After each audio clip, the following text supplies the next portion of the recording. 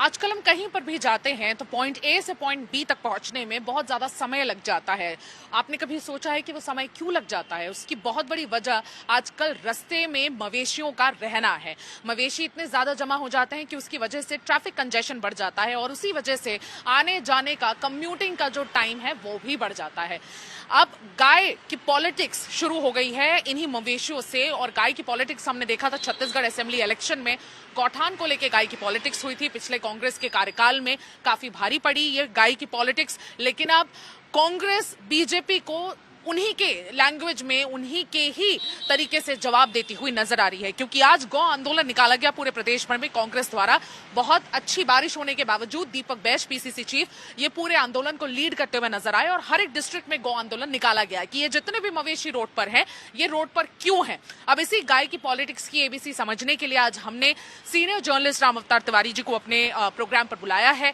इसलिए नमस्कार, जय जोहार, मेरा नाम सुमी केवल पटेल है। मैं आप सभी का स्वागत करती हूँ छत्तीसगढ़ राउंडअप पर।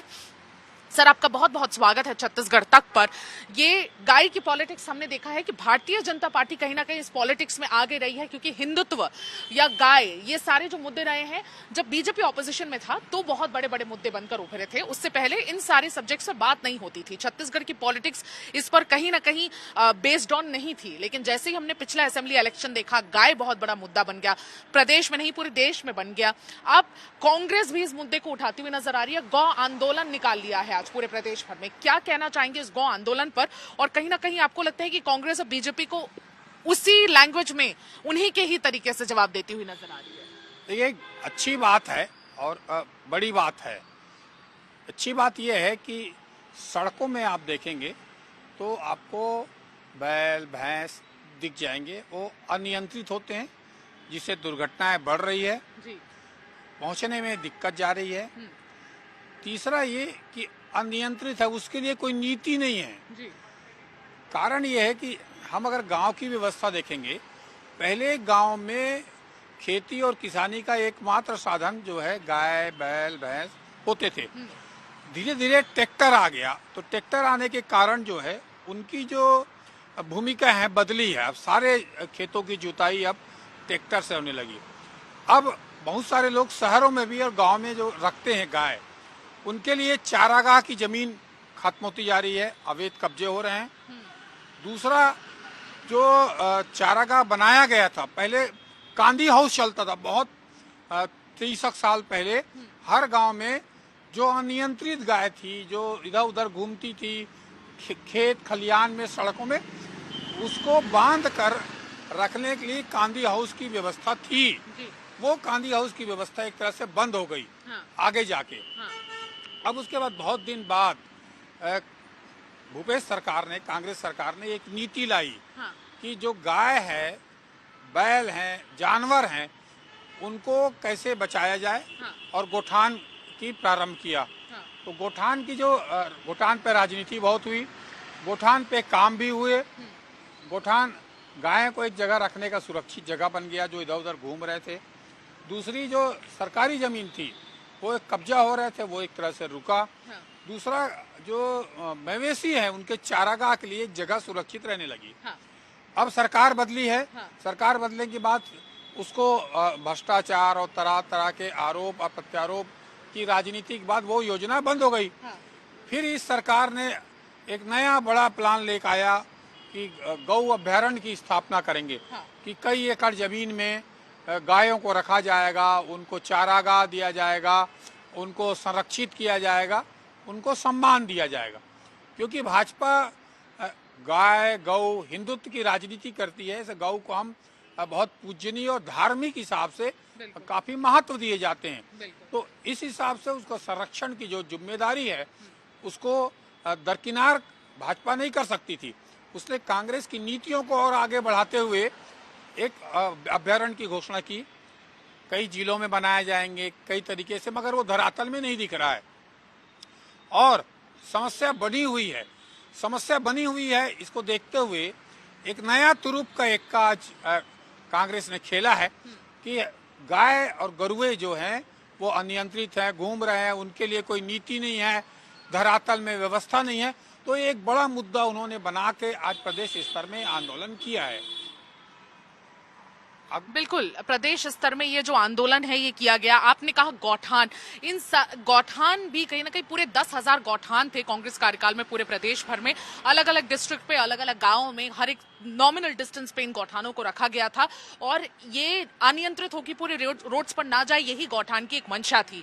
लेकिन कहीं ना कहीं गौठान के जरिए ही करप्शन हो रहा था, ऐसा भारतीय जनता पार्टी ने क्लेम किया, घर घर तक ये मैसेज भी पहुंचाया। उसका खामियाजा कांग्रेस को इलेक्शन में काफी ज्यादा भुगतने को मिला। ये अभ्यारण्य भी जो बनाने की घोषणा चल रही है, इसकी पॉलिसी मेकिंग चल रही है, एक रोड मैप तैयार जरूर किया जा रहा है, लेकिन एक जो नीति है वो अभी तक समझ नहीं आ रही है। कहा जा रहा है कि इस अभ्यारण्य में हॉस्पिटल्स भी रहेंगे गाय के, उनके न्यूट्रिशन का ख्याल रखा जाएगा, उनको सही तरीके से पालन पोषण किया जाएगा ताकि रोड्स पर वो ना आए।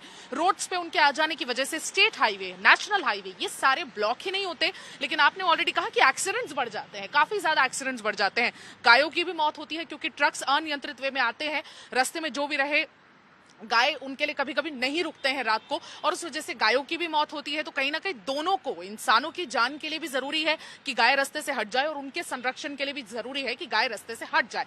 रोड्स, आपको क्या लगता है रोड एक्सीडेंट्स में कितना इजाफा हुआ होगा? देखिए, निश्चित तौर पर इजाफा हुआ है।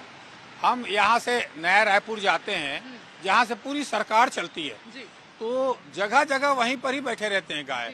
उनको हटाना एक चुनौतीपूर्ण काम नया रायपुर में तक दिखता है, रायपुर के अलावा, गांवों के अलावा।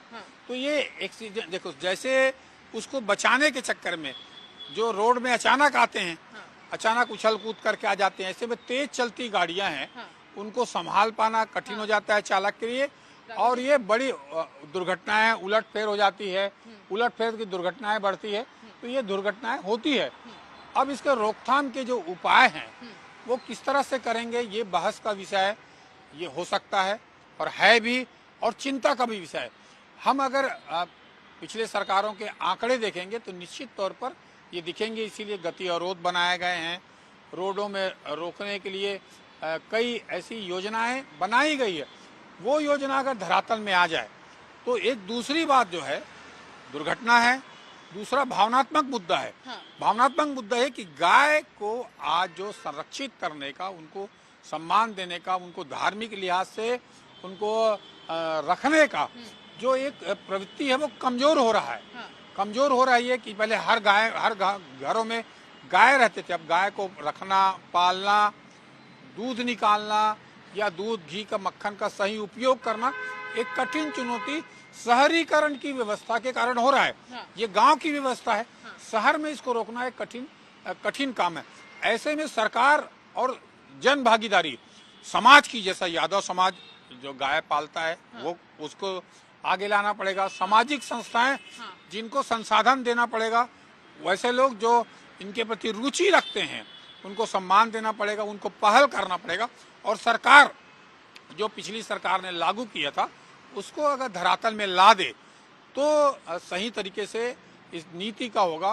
क्योंकि आज जो ये दबाव की राजनीति एक तरह से किया है कांग्रेस ने, पहला ये बताया कि हिंदुत्व के हम भी रक्षक हैं, हम भी पैरोकार हैं, हम भी उन भावनाओं के तहत जुड़े हैं, हमको उससे अलग नहीं माना जा सकता है। हमने पिछली बार भी सरकार में रहते लागू किया, अभी भी ये सरकार ध्यान नहीं दे रही है, ये सरकार ध्यान दे, इसलिए आंदोलन प्रदर्शन कर रहे हैं। अब इसमें सरकार क्या घोषित करती है, सरकार क्या प्लान लगाती है और सरकार किस तरह से वो मैदान में लाती है, ये आगामी दिनों देखने लायक रहेगा। तो आज की इस जन आंदोलन से ये तो समझ सरकार के ऊपर दबाव तो निश्चित तौर पर बढ़ा है, सरकार का एक के खिलाफ एक संदेश तो गया है, सरकार इसमें कुछ नहीं कर रही। तो आगामी दिनों देखने को मिलेगा कि गौ अभ्यारण्य कितने जिलों में बनेगा, कौन विभाग उसकी देखरेख करेगा, क्या नया रूप में ला रहे हैं जिससे इस समस्या का निजात मिल सके। बिल्कुल, गौ अभ्यारण्य के नाम पे क्या वापस गौठान खोले जाएंगे? किस तरह से वो गौठानों से अलग होगा, उसको कैसे करप्शन फ्री मॉडल की तरह पेश किया जाएगा, और किस तरह से गायों के संरक्षण, उनके न्यूट्रिशन और उनके प्रॉपर इलाज और इनफैक्ट उनके बाय प्रोडक्ट्स को बिजनेस में कैसे तब्दील किया जाएगा ताकि उससे रेवेन्यू भी जनरेट हो गवर्नमेंट के लिए, ये देखना खास होगा। क्योंकि एक चुनौती भारतीय जनता पार्टी के लिए ये जरूर है, लेकिन भारतीय जनता पार्टी जो अपनी मोनोपोली मानती है गाय पे और हिंदुत्व और इस तरह की पॉलिटिक्स पे, उनके लिए ये चुनौती अब काफी उनके चेहरे को घुरती हुई नजर आ रही है और कांग्रेस ने भी आज दिखा दिया कि गाय के रक्षक तो हम भी हैं। अब आप बताइए कि आपके प्लान में क्या है। आज के बस राउंड अप में इतना ही था। अब अगले हफ्ते नए सब्जेक्ट के साथ हम वापस पेश होंगे। आप बताएं फीडबैक पर कि क्या सोल्यूशन हो सकता है इस पूरी प्रॉब्लम का। ये मवेशियों को रोड से हटाने का एक परमानेंट सोल्यूशन आपके हिसाब से क्या होगा, कमेंट सेक्शन में जरूर बताएं। मैं सुमीर केवल पटेल अपने वीडियो जर्नलिस्ट राघवेंद्र पांडे के साथ विदा लेती हूं। तब तक देखते रहिए छत्तीसगढ़ राउंड अप। नमस्कार, जय जोहार।